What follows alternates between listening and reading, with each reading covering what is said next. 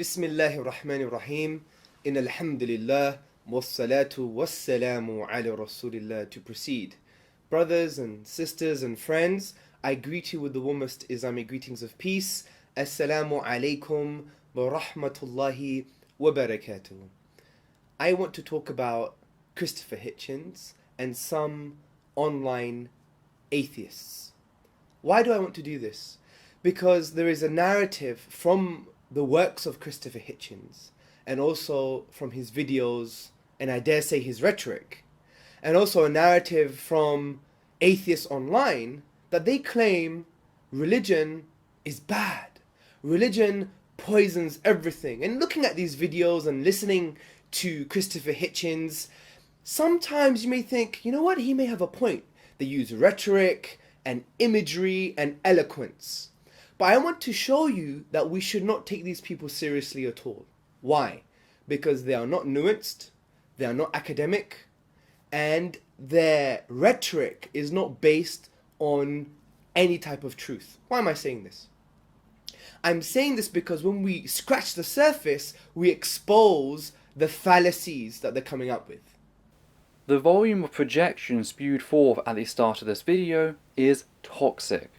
The idea that you, Hamza Tzortzis, can lecture others on academic prowess considering you were caught plagiarising at university just escapes me.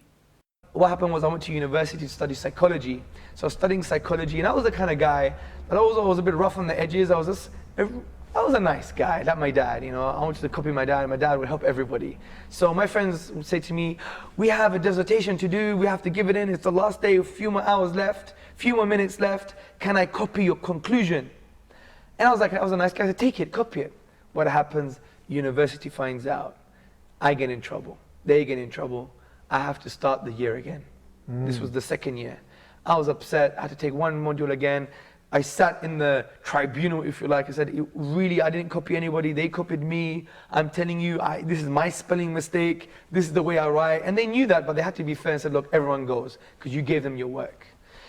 You literally could not hack the most basic of academic protocol, and yes, I know you claimed on the Dean Show that the penalty was a result of allowing others to copy you, but from other experiences interacting with you, I have no basis for trust. Another issue with this is how you respond to critique, both in person and digital, as we are discussing here. In person, when I raised issue with how you are presenting the non-peer-reviewed book of Justin L. Barrett at the University of Surrey, you threw out the claim that you had read the journal article. The non-existent journal article. This was before bringing out a red herring as to what does the audience think of when they hear the word atheist versus what does the audience think of when they hear the word Muslim, as if violence compared to being critical is, one and the same. Then a year later, when taking you out on the exact same issues, this time over Oliver Petrovich, you and the rest of iERA launched a smear campaign that spanned nearly 2 months against me, the result of which was me reading every citation you made, pointing out how they didn't even touch upon the topic in question, before you called me out to debate you in person, only to run when I agreed. So don't throw stones from a nitroglycerin manufactory. For instance, take Christopher Hitchens' book, God is Not Great. Let's take page 13.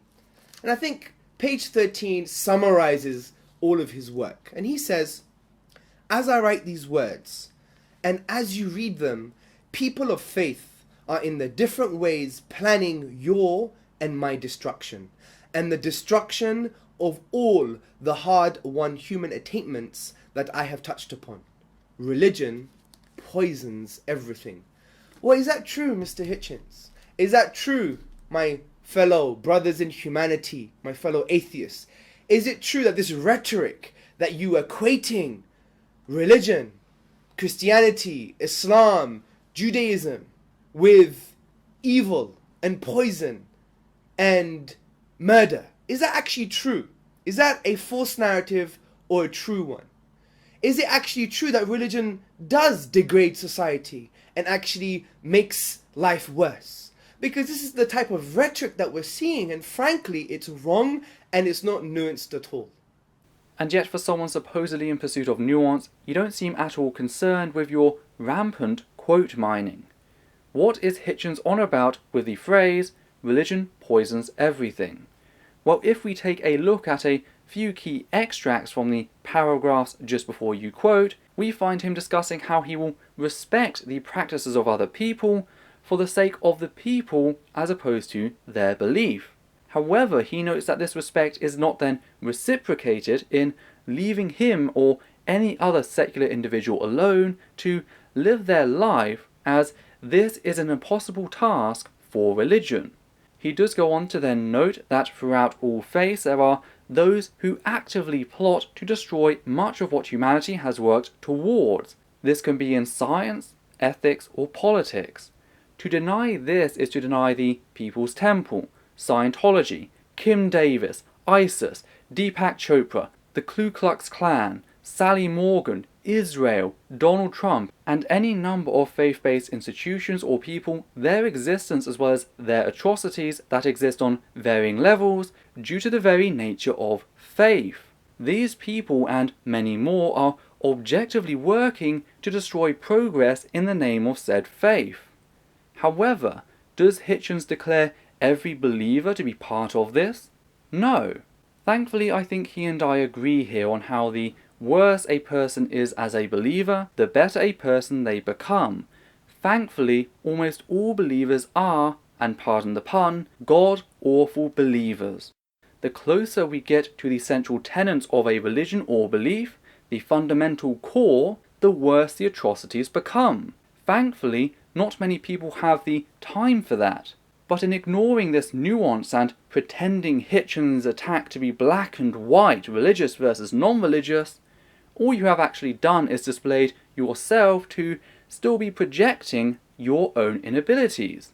This segment gives us more about you as a person than it does Hitchens. There are many ways in which I take issue with aspects of his work, but this is not one of them.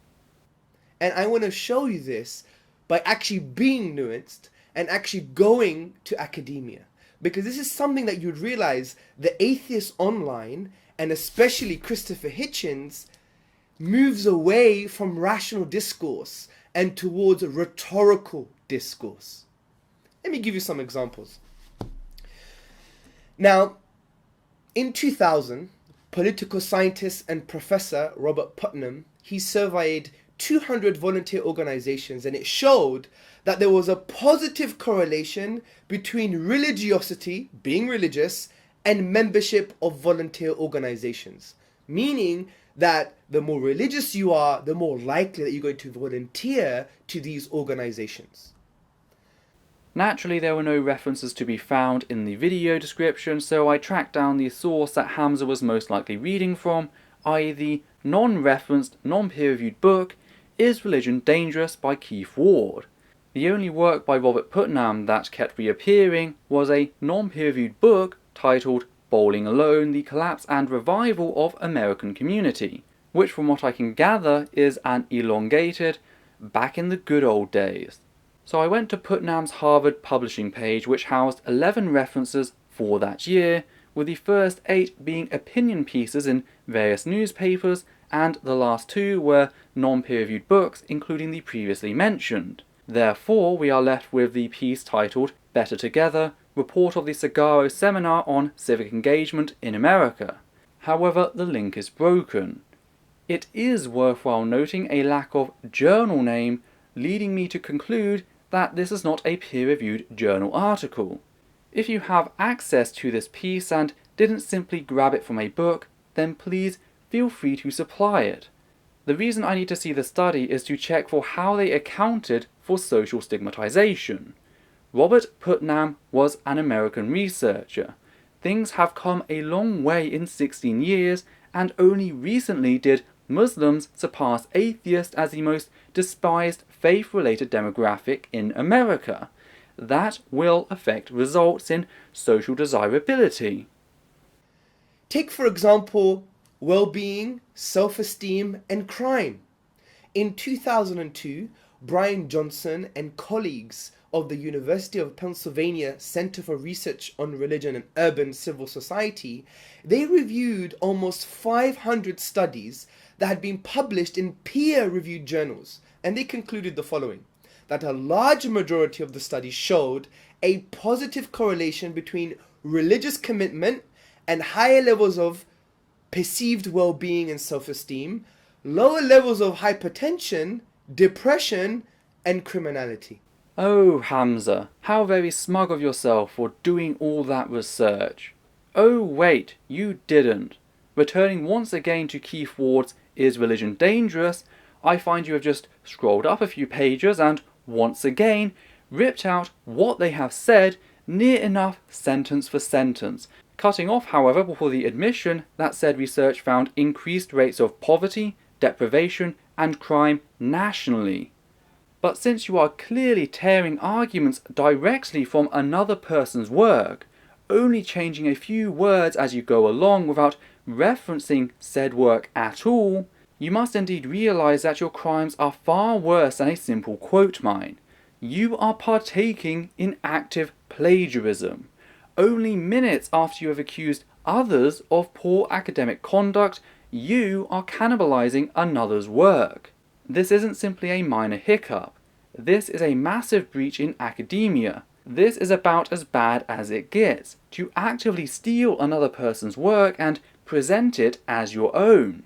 Not only does the next paragraph bring issues with what you are arguing, but you are stealing other people's work. Dear viewers, please watch Hamza and check how small his next interaction with his laptop actually is. Take for instance depression, drug abuse, and suicide attempts.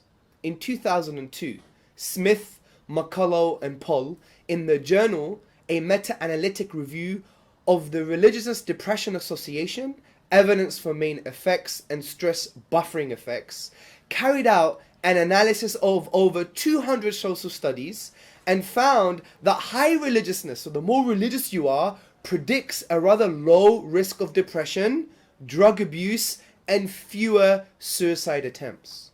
Why such a small interaction, and why does it matter?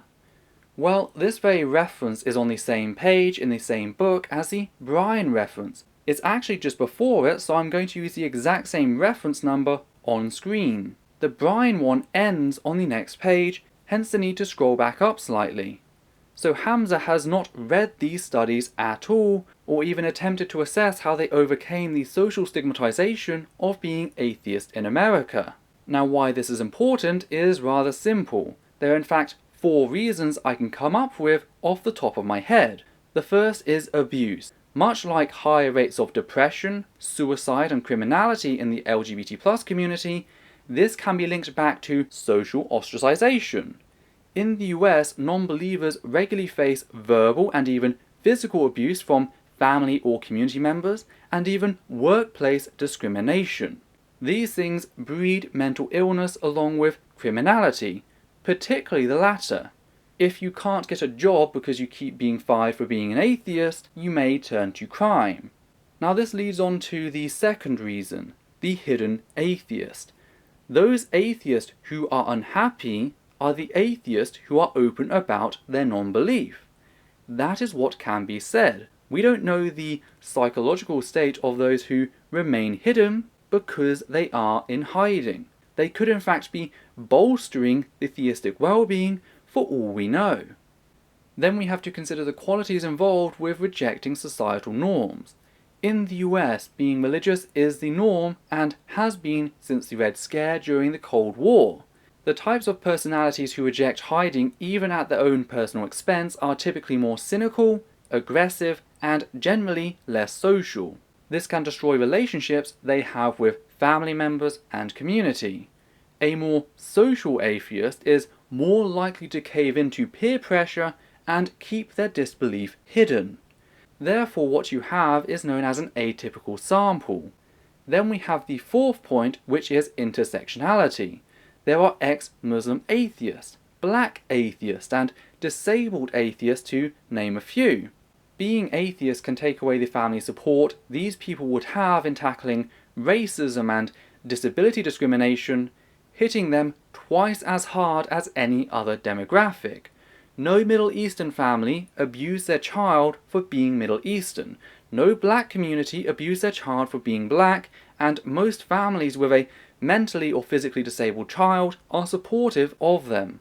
But being an atheist can destroy that support. So the very abuse Hitchens was talking about at the start leads to what you are discussing here, making your sample invalid. So how do we overcome this? Well, how about we look at the happiness of some nations with low religiosity as a whole, meaning a lack of discrimination towards atheists and other non-believers. So in 2016, what are the top 10 happiest nations according to the UN? The top 10 in descending order are Denmark, Switzerland, Iceland, Norway, Finland, Canada, Netherlands, New Zealand, Australia, and last but certainly not least, Sweden. Many of which just so happen to be the least religious societies on Earth. Denmark, number 1 in happiness, is number 3 in percentage of population, saying that religion is unimportant. Sweden is number 2. We can also look at societies by disbelief and find the same trend. The Netherlands being number 5 in number of non-believers, and Australia number 10. Countries which view religion as less important and have higher rates of disbelief score higher in national happiness. So when you actually account for religious cause discrimination, the picture you are painting crumbles away. And unlike your sources, mine are not 15 years old or plagiarized. Also, religion is a buffer against mental distress.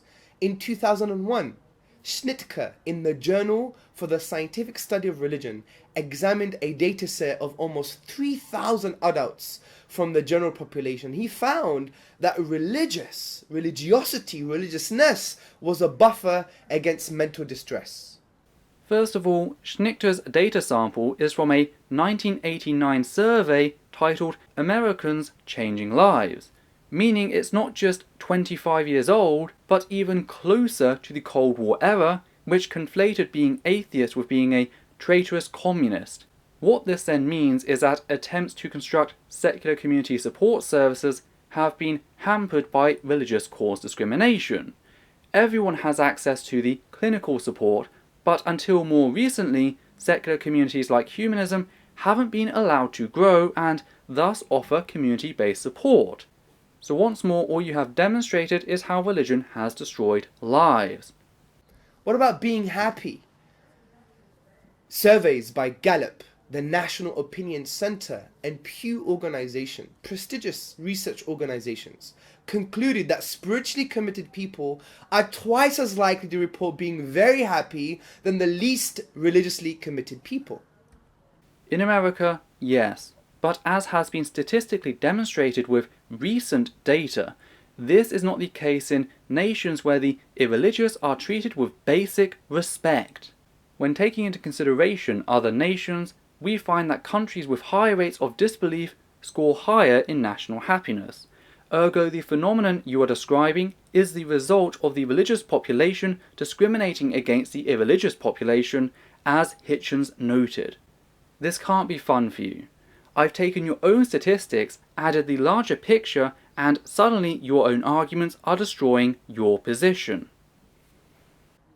What about giving, altruism, charity? Well, according to the Oxford Handbook of the Sociology of Religion, published in 2011, they said the following. However, regarding American giving to charitable organizations, they found an association with religiosity by analyzing the data from the 1996 Religious Identity and Influence Survey. The 13% of the American population which considered itself non-religious gave less money to charitable organizations. Here is the issue. These studies often fail to distinguish between tithing, i.e. giving money to the faith, and giving money to an actual charity which does humanitarian good. Now this can feed into what Hitchens noted. For example, in funding anti-awareness campaigns carried out by the Catholic Church in African nations to stifle contraception use. Another example is funding an organisation such as iERA that goes around university campuses lying to students on a regular basis. That's not to mention that workplace discrimination can have an effect on giving rates, as well as the fact that once again, your study is grossly outdated coming from 1996 America. And that's why social scientist Arthur C. Brooks, he analyzed data that consisted of nearly 30,000 observations drawn from 50 communities across the United States. And they asked the individuals about their civic behavior, and he concludes, the differences in charity between secular and religious people are dramatic. Religious people are 25 percentage points more likely than secularists to donate money. Here's the thing, they asked them about their behaviour. Once again, I draw back to those being openly atheist in spite of social pressure, and how they may not attempt to create a desirable image of themselves to the same degree as a believer or an atheist in hiding. Second, this means giving to the church is not distinguished from charity giving. Even donating to the KKK could be included. Third, the sample is still pretty old, being from 2000. This does not make the study irrelevant, but as there are newer studies out there, this just baffles me. Fourth, his analysis is not published in a peer-reviewed journal article as a data analysis or literature review, meaning that he can alter statistics in various ways to further warp the conclusion. It is in fact published on a website of a conservative think tank, and that is all. What about altruism? Again, the Oxford Handbook of the Sociology of Religion concludes, and it talks about various studies in the United States. It says, this study shows that religiosity was more salient in directly promoting humanitarian compassion. So the more religious you are, the more likely you are to display characteristics and behavior that are in line with humanitarian compassion. So from this perspective, does religion poison everything? No. Christopher Hitchens was a rhetorician, and frankly he was wrong. And it is no wonder the Quran, the book of the Muslims, that Muslims believe was sent down by the Creator for our entire guidance, says in a very beautiful chapter, chapter 90, talks about these things as moral motivations. The Quran says, what will explain to you what the steep path is? It is to free a slave, to feed at a time of hunger, an orphan relative or a poor person in distress, and to be one of those who believe and urge one another to steadfastness and compassion. So next time on the internet, when you see this imagery and you see the likes of Christopher Hitchens saying religion poisons everything, remember, it's not nuanced and it's devoid of any academic rigor. And there are many online atheists that do this too. For example, Thunderfoot. You see Thunderfoot, he has pictures of mujahideen or violent Muslims or terrorism and links it to Islam all the time. Again, a very unnuanced, unacademic approach to these type of discussions. But maybe that's for another video. Take care. And yet all that has actually been demonstrated here is that if religious groups discriminate against non-believers, unsurprisingly we see undesirable traits emerging. So all you actually have done in this video is demonstrate the validity of Hitchens' claim at the start. You have demonstrated how cruelty sourced from religion destroys the lives of non-believers, unable to leave them alone until the believers no longer hold majority. And yet if you look at secular nations where people are free to believe either way, you don't find religious people with high levels of depression and suicide. You find them, like everyone else, living a happy and fulfilled life. Why? Because as Hitchens noted, it is not our job nor desire to harm you. We just wish that you had the capacity to feel the same towards us as we do towards you, and not try to justify our death. The apostate, if he becomes a political apostate and he fights against the Muslims, then that's described as punishable by death. Another apostasy is, for instance, when they just... I can pause you there. I can pause you there for this reason.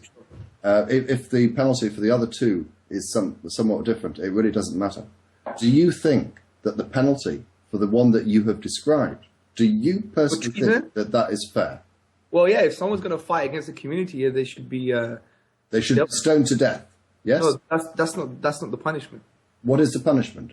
From my understanding, it may be limited, it's actually a beheading. Beheading. And you're comfortable with that? Well, you don't feel any pain with it, that's the first thing. Okay, and there's no purpose before it. Wait, Aaron, just want to make sure. Yeah. You're saying that beheading is acceptable, you think it is fair, and you're justifying it, amongst other things, on the basis that the person doesn't feel any pain. No. I'm not justifying it at all like that. What I'm saying is, if someone, for example, in Britain we have laws, well, we did have treason laws. In America we have similar laws, and the law is if you basically commit treason, you could be liable to death.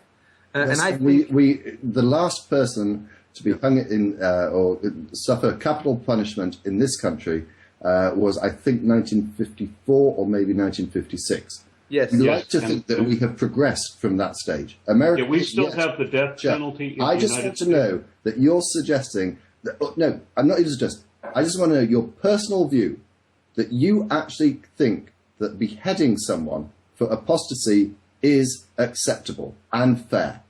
Your views. Yeah, my view is if someone fights against a particular community, then they have that danger to that community has to be ceased. So not only have you failed to make a case, being hypocritical in your apparent humanity, you have also failed in demonstrating a lack of academic vigour on part of Hitchens, whilst resorting to rampant plagiarism throughout your video.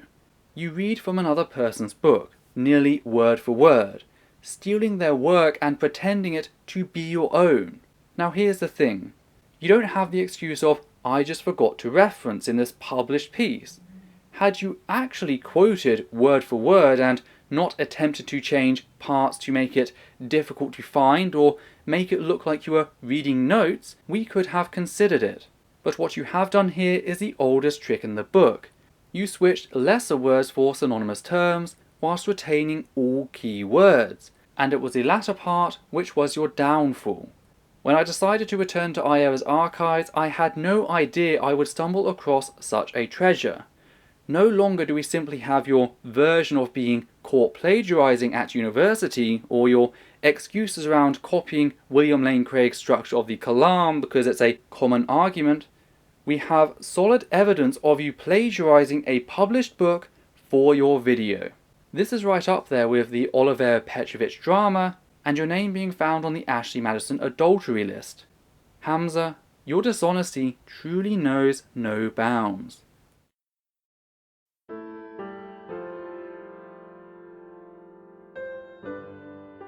There are a few things which I'd just like to add here at the end of this video. The first is a massive thank you to everyone who has ever donated to me via Patreon. Your fantastic support has given me the ability to keep this channel going, and I hope to continue producing content in the years to come.